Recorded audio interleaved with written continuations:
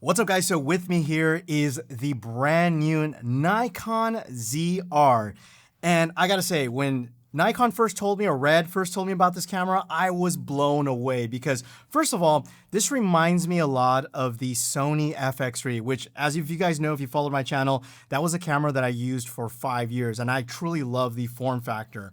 The other thing that blew me away and I'm like, holy smokes, like, I could not believe this, is the price. So obviously I'm actually filming this in July. By the time you guys are watching this, should be September. So because of the whole tariff situation, at the time right now, they're telling me they want to price it around $2,100.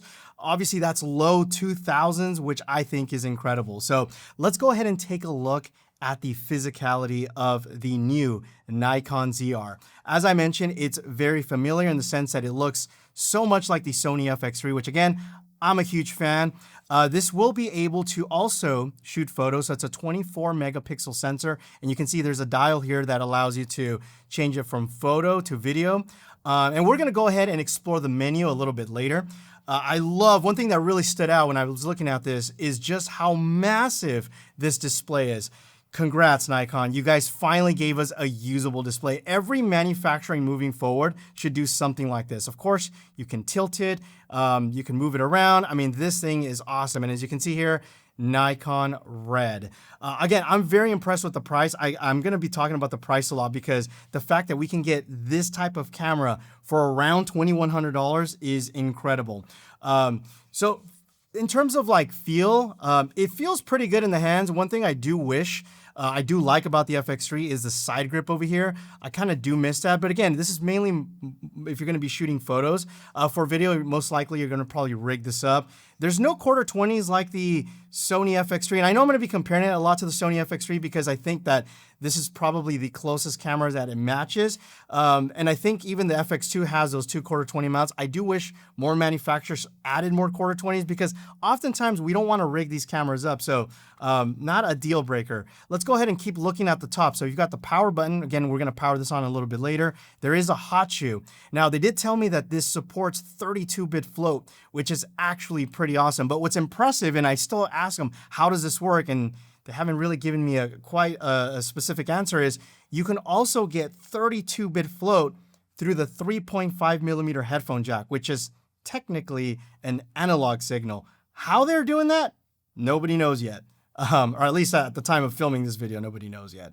You've got 3 buttons here, which are also programmable. Again, we have the photo video button. You have a little record button here, and also a switch here that you can also program it to do basically whatever you want. Or also, if you mount a lens that is zoom, you can use the zoom. It's basically like a zoom rocker switch.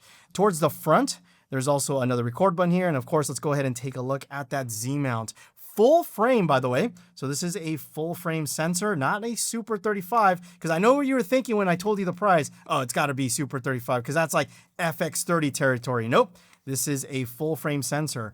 Now on the side over here, we have a microphone input, again, 3.5 millimeter, and then we have a headphone, 32-bit float. Don't know how they're doing that.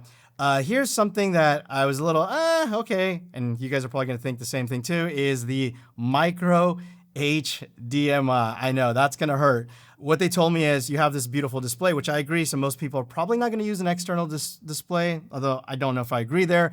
Regardless, it is a micro HDMI, USB-C for data transfer, or also powering the camera or charging the camera.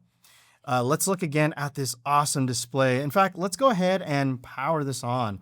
And you can see it powers on very, very quickly here. In fact, when I switch it to photo mode, I'm gonna have to do this up here so you guys can see. Look at that, boom.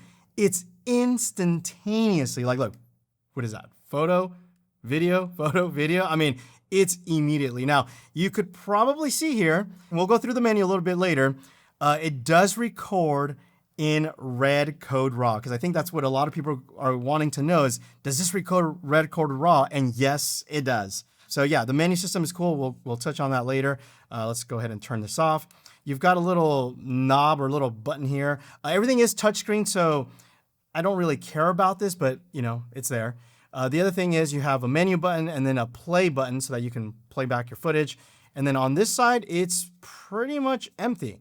Again, wish there would have been a full-size HDMI maybe on this side. Towards the bottom, you have your This is, by the way, this is a prototype, so I'm not sure if this is going to be the final production in terms, I mean, I'm not sure if this is going to be part of the final production of this thing here. It's a little wobbly. Hopefully they add like some sort of spring mechanism, just because it does feel a little bit cheap.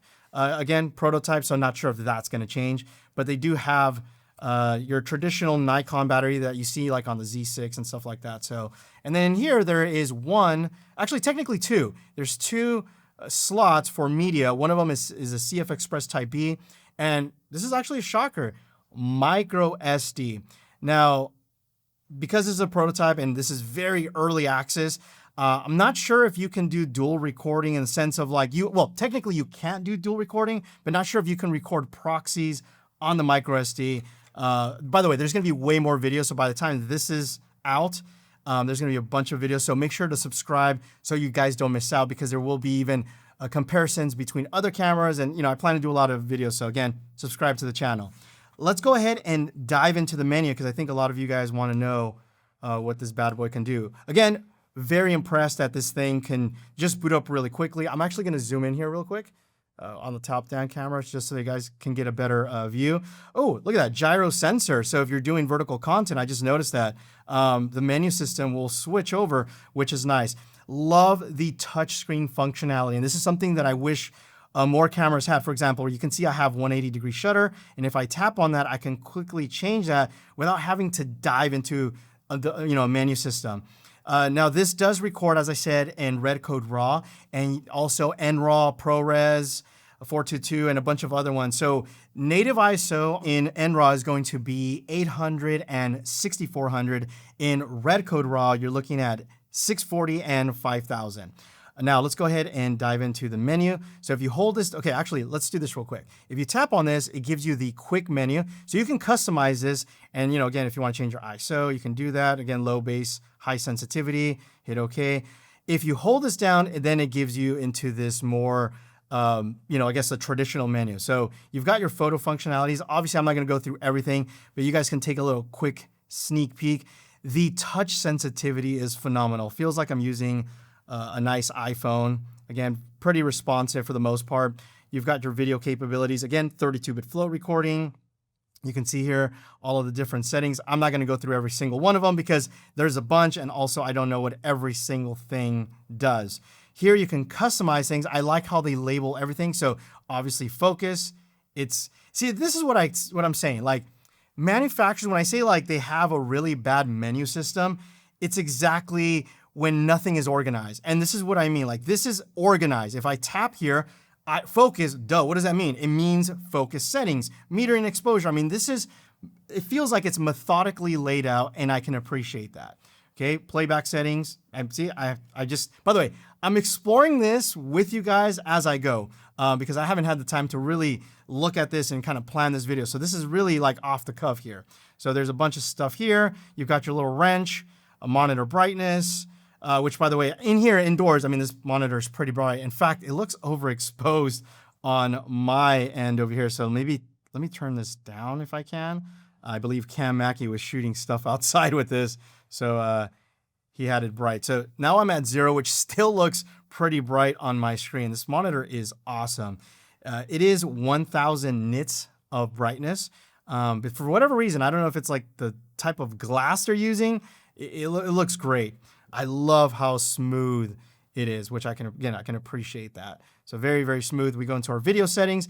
As I mentioned, you can record in Redcode RAW. And here's the other different types of profiles. So the difference between this Redcode RAW versus the other ones is this is 12-bit versus 16-bit. So I'm going to be doing some tests. Also plan to compare it to like a Red Raptor. So if you guys want to see that video, make sure to subscribe so you guys don't miss out, and also turn on notifications.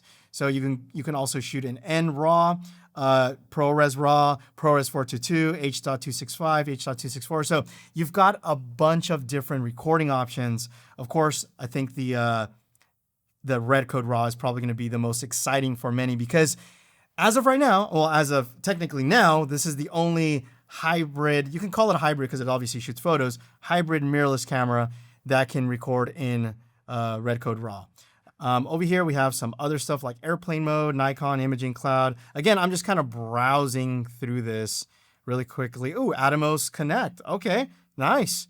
I can appreciate that. So yeah, this is kind of a first impressions on this camera. I think what really blew me away, guys, is the price point. If Nikon Red can keep this right around $2,100, what's almost the point of buying any other camera? Now, this is the thing. It's like Nikon and Red are now a thing, which means you're going to be able to get truly great autofocus, right? So obviously this is a Z mount, so you'll be able to get autofocus. You're able to get the whole Red experience on a mirrorless body for, you know, low $2,000. So this is a very impressive camera. I plan to do more tests with it, so make sure to subscribe so you guys don't miss out on those videos.